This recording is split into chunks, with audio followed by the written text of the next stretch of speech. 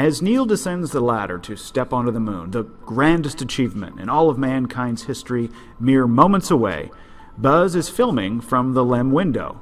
And, gol darn it, the lighting is just horrid. No worries, mate, just add more light, so we can all see Neil even better.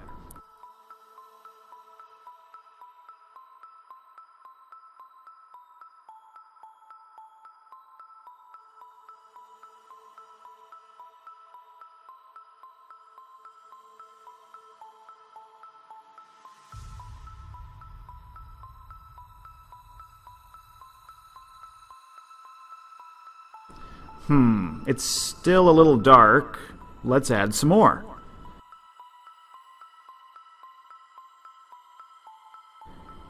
Never mind Neil is completely in the shadow of the LEM, and we're told the sun provided the only light during the moon missions, but clearly you can see Neil is being lit up from a second, maybe even a third source of light. Even those of you who are thinking Buzz was had the ability to open the aperture of the camera, well, how would he know that without Houston telling him? Neil is talking to Houston at this time, and we're all waiting for Neil to utter those famous words. Yet there's never any mention in any official NASA transcripts of the need to adjust the lighting.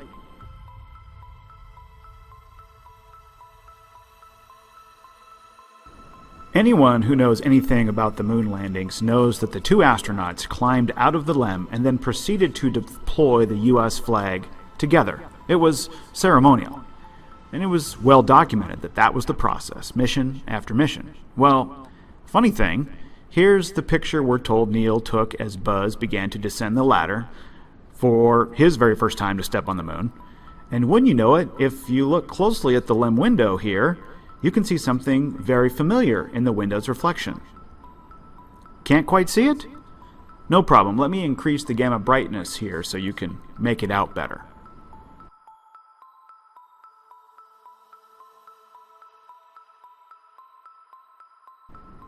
And these two images clearly show that the flag has been deployed. However, Buzz has not come down the ladder at this point, and the video shows that both astronauts placed the flag together.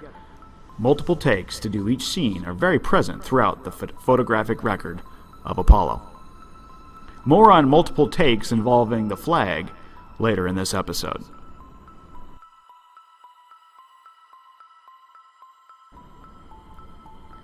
Back to Buzz. Here's a shot Neil took of him as he continued to descend the ladder. Zoom in on the photo and something very peculiar will jump off the screen at you. One of the stagehands forgot to attach Buzz's glove to his suit. You can see the red ring where the glove is supposed to attach to the gauntlet of the suit. A close look at Buzz's gloves as he comes down the ladder, a matching pair with a dark rubberized coating and a very distinctive NVIDIA sheen, quote-unquote. On the right are the gloves for the famous photo of Man on the Moon. Lighter, not matching, and no shimmer, even in direct sunlight. Buzz cannot change gloves in the vacuum of space, and a second pair were not supplied with their spacesuits. At the top is an image of the glove and how it connects to the base of the gauntlet. However, as Buzz comes down the ladder, the red ring is visible that connects the glove and the suit. The gloves are clearly not connected to the suit, perhaps to help keep them cool during the simulated filming. Here are a couple of additional photos to show you how high up the glove attaches to the suit. I bet Buzz's arm sure got cold there in the freezing vacuum of space.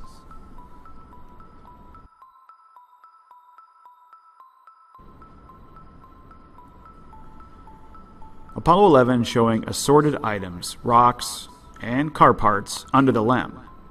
Take note of these items along the shadow line on the left here. On the photo on the right, the shadow does not have anything on the ground. The set obviously has been redressed for the next photo shoot. The landing drogue has been straightened as well.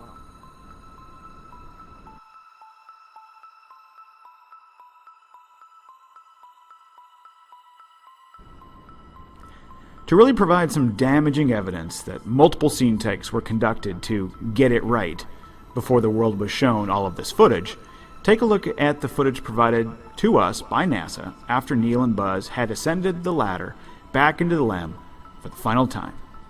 Notice first, real quickly, the date here on the color plate, July 11, 1969. You NASA fans surely know the official dates of the Apollo 11 mission, right? Well, if not, here you go.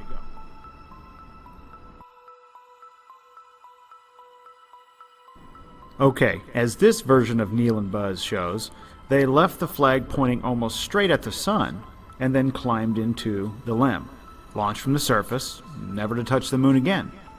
But in this video, there's a different version of the same events. I want to point out a few things. First, check out the double shadow from the LEM, indicating multiple light sources. Strike one. And then as the camera pans to the right to reveal the flag, take a note of which direction the flag now is pointing. Strike two. Now the camera will pan back to the left and you'll see the double shadow again, but then they cut the video and start again, and this time the double shadow has been eliminated. Strike three. Again, keep in mind that Neil and Buzz did not get back out after ascending into the LEM, getting ready to launch and rendezvous with the command module. That's 3 strikes, NASA, and you're out. In 2015, NASA released more than 8,400 high-resolution images on Flickr, claiming it was every photo taken by the astronauts during the 6 moon missions from 1969 to 1972. What you are about to see is the result of more than 10,000 hours of research poring over every photo, every video, every mission log, everything available online relating to NASA's alleged 6 lunar landings. The tireless researcher's name is Mr. Scott Henderson, and he's been gracious enough to share his findings with us all. Before we begin, if you already questioned whether the moon landings actually took place, this and the subsequent videos will be the nail in the coffin. If, however, you believe the moon missions did take place, just like we've all been told, this video series is going to significantly shake your confidence in that belief. Mr. Henderson has created plates of photos and diagrams and included his commentary to go along with each, which I will read. So let's begin.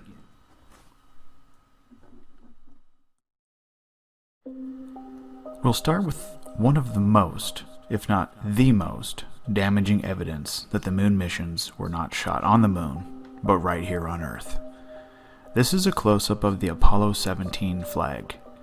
We've all been told that there's no atmosphere on the moon, and therefore there could not be any moisture, right? Then why is the flag wet? You can see it is drying from the edges in. Additional photos in this series will reveal other areas of moisture and even standing water. The Apollo 11 LEM is on the left side, and the Apollo 15 version on the right. The helium tank has been removed, not repositioned, to accommodate the rover on the descent stage of the LEM. The helium tank was used to pressurize the fuel to deliver it to the descent engine. Without the helium tank, the engine will not run. And any change in equipment would require the entire machine to be rebalanced as well. A display model or prop for a stage set can easily be modified to fit the needs of the filming being done. Further, there is no evidence that the engine has been fired in any of the videos or pictures. The lack of visible exhaust or heat waves, crater, or scorching the paint on the exhaust bell housing, as well as the lack of moon dirt on the footpads, is the same for all 6 of the missions. And where the descent stage has a helium tank or not, makes no difference. Where the engine is capable of running or not, makes no difference. Apollo 16 Cuff Checklist. The checklists are prepared months before launch. However, the information contained in them is impossible for NASA to know in advance. How could NASA know the size, shape, exact location of a rock, exact time the astronauts would arrive at it, the camera settings, position of the sun, where the footprints and the disturbed area would be located? How could NASA know the mineral composition of the inside of a rock before it is split open? On the lower left, ALSEP photos taken, past tense. The checklists are storyboards and cue cards used for filming the scenes. The astronauts, when wearing the suits, could not hear instructions from the film crew.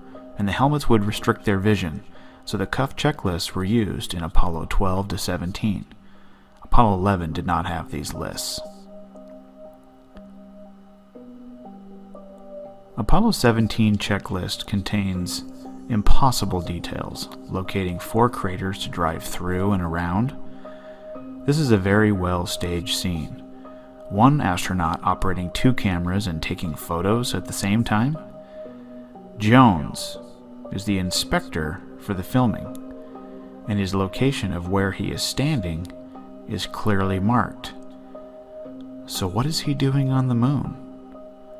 Well, they had to make sure Jones wasn't in the shot. It's a director's note. Jones was the inspector of the simulation video shot weeks before takeoff, and this is the same video that NASA claims was taken on the moon. This is the plate at the start of the video showing the date it was shot, November 28th, 1972, and of course Jones was never a crew member.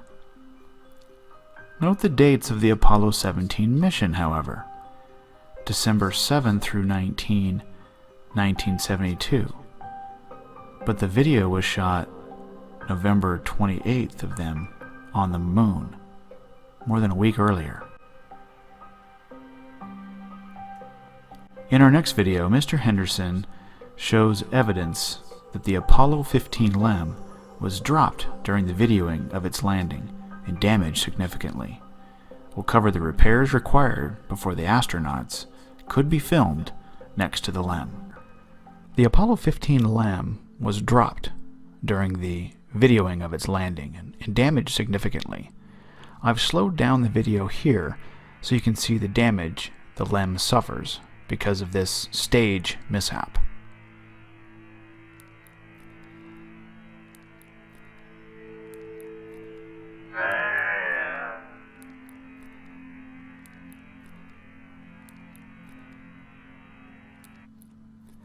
Two damaged PLSs lie on the ground, but only 2 were supplied for the mission, according to NASA. So by simple deduction here, the astronaut taking the picture undoubtedly must have one on, and the astronaut in the background must also have one on. So in actuality, I guess there were 4 on Apollo 15. The main strut is not centered on the landing pad as a result of the crash landing, and you can see the ball joint has been broken. Secondary struts were broken off. The ball swivel joints had to be replaced. Photographs could not be taken outside of the LEM until the damage was repaired. To avoid this, an SEVA and 2 EVAs were done before the flag and photos around the LEM were shown. There were no shots or video of the first steps of the Apollo 15 astronauts on the lunar surface. The photos here are almost shot at the same angle, showing the damage to the exhaust housing that happened as a result of the crash of Apollo 15 on the left. However, the photo on the right is from Apollo 17. It is the same equipment, and the damage has not been repaired. Only the Apollo 15 legs were worked on to lift it off the ground. Okay, back to the PLSSs. You can see the cover is removed. The only function it had was to cool the suit, just the sublimator canisters. On the left is a display model of what should be inside the PLSS. The arrows are pointing to the top, core, and the canister. When the Apollo 15 LEM was dropped during the simulated landing, equipment was damaged, and the rover was broken from its mounts. The exhaust housing was crushed, as you can see here. The lowering arms for the rover are broken on the ground, and all of the ropes are broken. The rover was damaged as well, as we'll see clearly in the next episode in this series. Note the mold growing on the sewage bag, another example of equipment being recycled for each mission and aging over time. On the lower right of this photo is more damage and broken parts. The pink foam above the legs on the flat surface between the descent and ascent modules. The astronauts in their moon suits did not have the ability to get to that location. And considering that the astronauts have not been anywhere near the LEM since landing, riding around on the rover for 2 EVAs, the activity under and around the LEM was caused by repair crews, not them. They quickly raked the soil to cover the footprints, and broken parts were thrown under the LEM, not even removed from the set. Here again is a close-up of the Apollo 17 flag drying from the edges in, a stark reminder that the Apollo missions were shot right here on Earth, not the lunar surface, in which no moisture could ever be present based on how the moon is presented to us by NASA. You'll continue to see as you make your way through these Apollo videos that the evidence is there on how the equipment and the props were recycled mission after mission on the moon stage set and shot over a period of time that resulted in the obvious aging, weathering, and breaking down of many items. So let's proceed. These are the 3 Apollo 17 rovers. That's right, 3 different rovers in Apollo 17. Look closely at the right rear fender, which identifies the differences in each. The seat and floor have tools and replacement parts that were not on board the LEM. The payload specialist's main function was to reduce the weight of the vehicle, even counting every stitch in their suits to bring the weight down. There was no contingency for repairs. As a result of the crash landing in Apollo 15, which we covered in our previous episode, the rover was damaged. Note the painted rims and the damage to the rear fender. The missing fender and painted rims here. The fender has fallen off of the rover in Apollo 16 on the left. Nothing was done to fix it between the 2 mission filmings, so the astronauts mounted a map to the fender in Apollo 17 to stop the dirt from flying up at them. This is just another example of the same equipment being used for all of the missions. The Apollo 15 rover has broken down. In Apollo 16, the front steering rods have fallen down. The astronauts drove the rover backwards, as can be seen in magazine 117, from 18733 for the next 70 or more pictures. The direction of the tire tread shows that clearly. The video of this traverse shows the rover moving forward. However, that means NASA has presented the video to us in reverse. They're playing it backwards. The same rover from Apollo 15 was used in Apollo 16. The front steering broke and the only way to drive it was backwards, so the wheels castered like a shopping cart. The tire tracks confirm the direction. If they were driving back over their own tracks, the pattern would be the opposite of what is shown.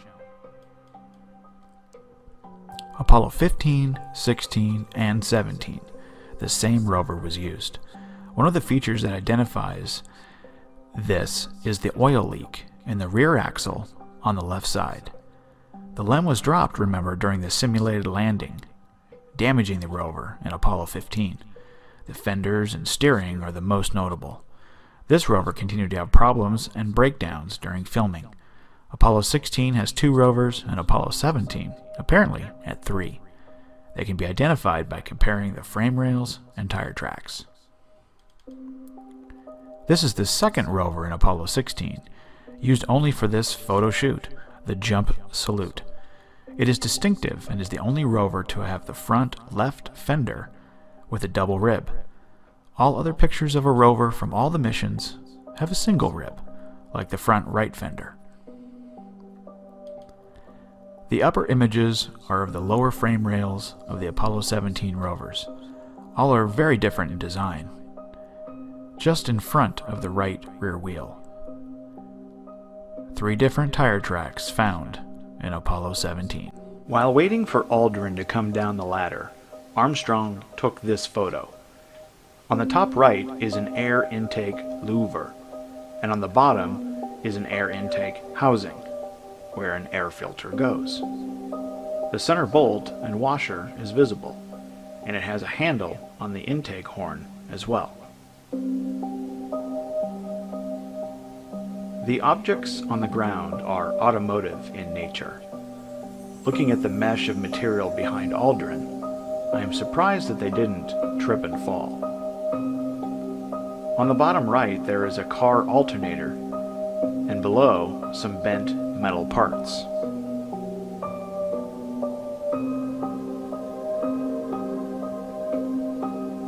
The Surveyor is a quickly put together prop. The solar array is just a wooden board, and they are not even the same. In the lower right shows standing water, and the coating is peeling back. NASA wants you to believe that this thing navigated to the moon, descended, landed, and sent back pictures, scooped up dirt, analyzed it, and sent back data. If so, where's the high gain antenna?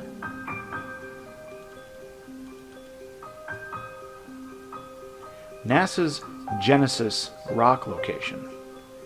It appears the interior of one rock was soft enough to be kicked apart with a boot. Inside the rock were metal parts.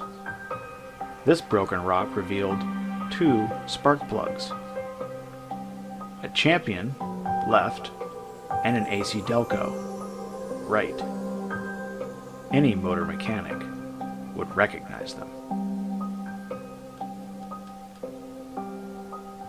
As discussed in our previous episode, the rover broke down. The front steering arms were left on the ground, and beside it is a golf ball. But Apollo 14 was the only mission that claimed to feature golf balls. And this is not the only ball in Apollo 17.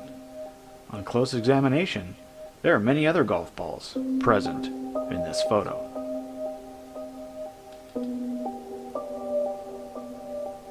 The only reflection from the CSM should be the blackness of space. This indoor simulation of the CSM is for dramatic effect, showing the moon. However, the CSM was never in a lower orbit before the LEM. 2 doors are clearly visible, and on the right, there are 3 men in the reflection. 2 are facing to the left, and the other is facing the camera. Lighting inconsistencies are apparent as well. The EVA suits worn by the astronauts had a sunglasses pocket. All 6 missions had the same pocket. It is, however, impossible to put sunglasses on during an EVA in the vacuum of space. NASA had payload specialists to reduce the weight, and NASA claims that they were so detailed that every stitch in their suits were counted to reduce the payload as much as possible. However, if you were faking it here on Earth, sunglasses would come in handy after taking off a helmet with a gold sunscreen in the visor. The astronauts were superstars and had to look as cool as James Dean. The crews must have started working early in the morning, and then had to wait for the mist to clear. The astronauts were kind enough to take a couple of photos to record the event.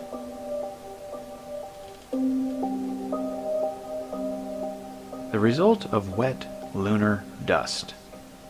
In the image on the left, astronaut Cernan has picked up a little dust turned mud, and some of it has got onto his spacesuit, especially the left arm and the glove of his suit.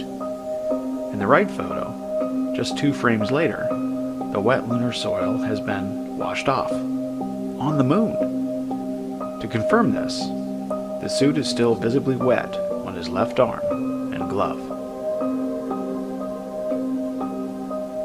NASA claims this photo was taken in space during an undocking procedure. It is clear to see, however, that water is drying from this panel.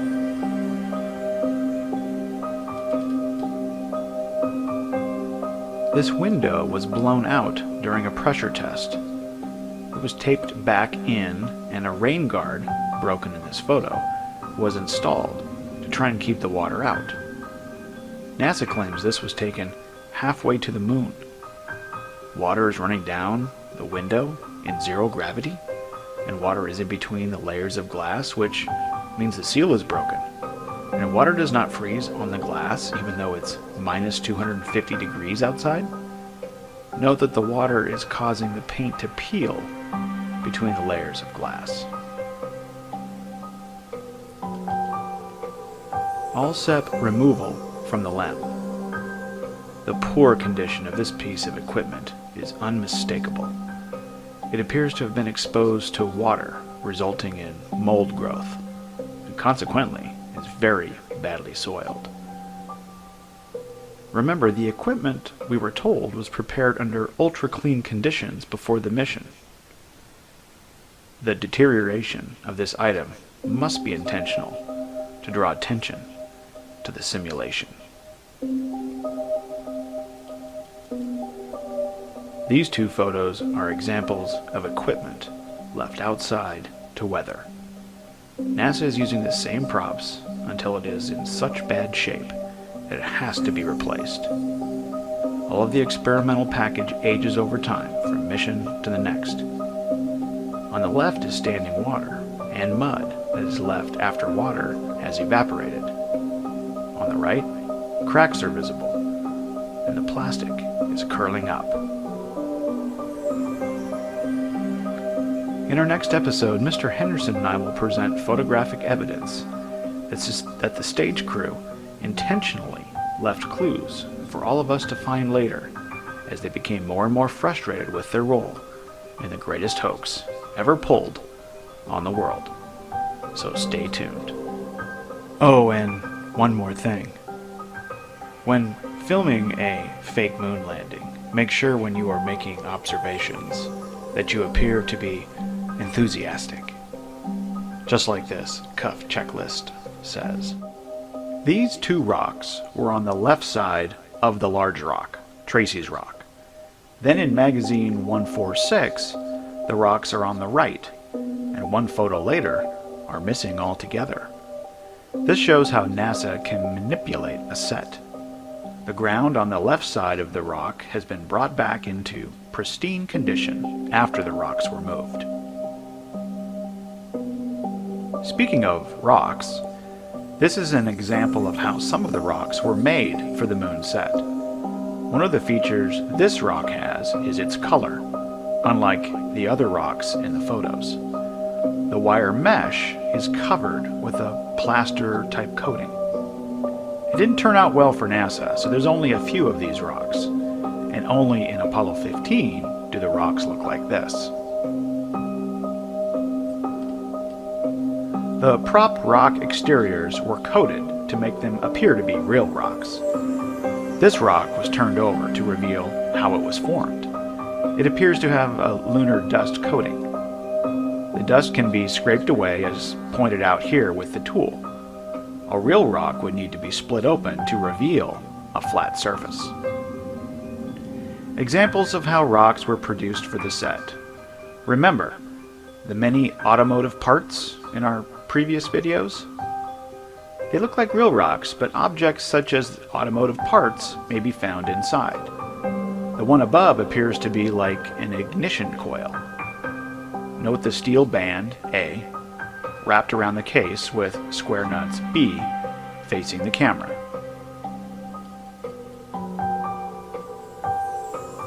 This very distinctive rock has been used in more than one mission, indicating that the same location was used to stage the Apollo moon landings. If you don't immediately recognize the distinctive folds on the corners of this rock, it's the prop C rock found in Apollo 16. Penn and Teller addressed this prop rock on one of their TV shows. No surprise, then, that it has magically reappeared in an earlier Apollo mission photograph. Perhaps we can see now why the image creators drew attention to it. GC. NASA has tried to get rid of the C prop rock, but it's not the only one with lettering on it. This bag is from a golf course. The GC on the bottom means that this is a rental golf bag. Perhaps Major Tom was using it on the moon, and then the GC would stand for ground control. This one will open NASA's eyes. I hope their eyelashes don't start falling out. The grasping tongs are carefully placed so the shadow makes an arrow. The white glove with rubber tips is at the end of the arrow. To the left of that glove are many more gloves with the fingers sticking straight out of this dirt pile. The astronauts must have had fun staging this.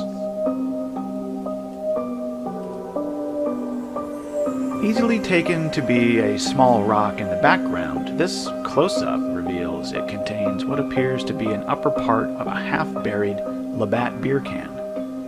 This Canadian Labatt label design is a very close match to the one in the 1970s photo. The LEM landing gear were built by Hero Aerospace of Quebec, Canada. The crews that worked on building and dressing these sets really were whistleblowers. A double shadow of this size would have to take some very powerful studio lighting from 2 light sources. Alternatively, these images have been retouched. It is better to have it in writing than to swear in a Bible. This BS statement is from the disgruntled employees of the Apollo 12 stage crew. We've all written in the sand or dirt before, right? In case you weren't aware, the back panels of the ascent stage were nearly blown off when the explosive bolts were set off that were meant to separate the Apollo 16 ascent stage from the descent stage, as seen here in this official NASA footage of the liftoff from the moon's surface. Watch closely and you can see the back panels rippling like pieces of fabric as the ascent stage rose out of sight. Here is the same video, slowed down, so you can really see the panels rippling as they are nearly blown off.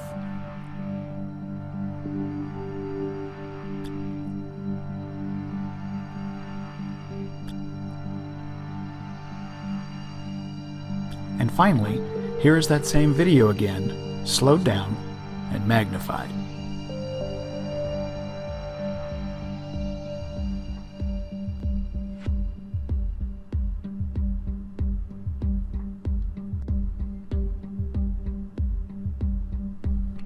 NASA didn't hide this fact either. Here are 2 photos allegedly snapped by Command Module pilot Thomas K. Mattingly II as the ascent stage prepared to rendezvous with the CSM. Clearly, the blast, if strong enough to nearly blow the panels completely off the side of the spacecraft, would have disabled the craft if it were a real takeoff. This fact alone provides damaging evidence that it was simply a staged event, and the ascent stage was lifted by cables as there is no exhaust, just the explosive bolts going off and the side of the spacecraft being blown out. Further, there were no comments from either NASA nor the 2 astronauts, John Young and Charles Duke, about the explosion. They were just reading from the script. Here's the audio from the official NASA video and the mission transcript itself.